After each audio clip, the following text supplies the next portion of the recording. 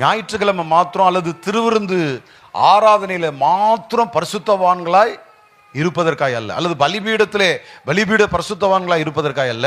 நம்முடைய வாழ்க்கையிலே ஒவ்வொரு நிமிஷமும் வேதம் சொல்லுகிறது, நான் பரிசுத்தர் ஆகையால் நீங்கள் பரிசுத்தமுள்ளவர்களாய் இருங்கள்.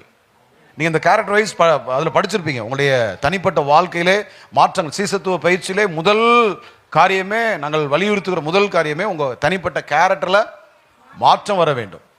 அந்த மாற்றம் வர வேண்டும். அந்த மாற்றம் வருவதற்கு முதல்ல ஆண்டவர் நம்மகிட்ட விரும்புகிற காரியம், முதல்ல அவரை போல நாம் மாற வேண்டும். நான் பரிசுத்தராக நீங்களும் பரிசுத்தமாக இருங்கள்.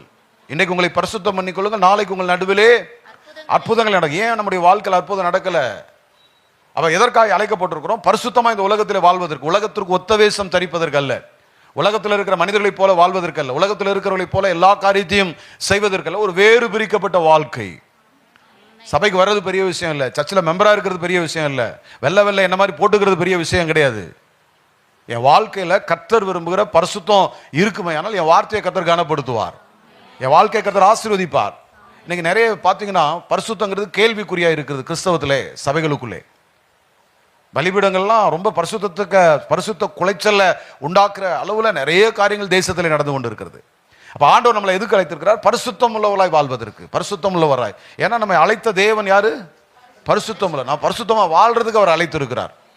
நம்ம எப்படி இருக்கிறோம் அப்படிங்கிறது பிரச்சனை. நம்ம இருதயத்திலே சுத்தம் உள்ளவர்கள் பாக்கியவான்கள், அவர்கள் அவங்க தான் ஆண்டவரோடு கூட நல்ல லிங்க்ல இருப்பாங்க, உறவுல இருப்பாங்க.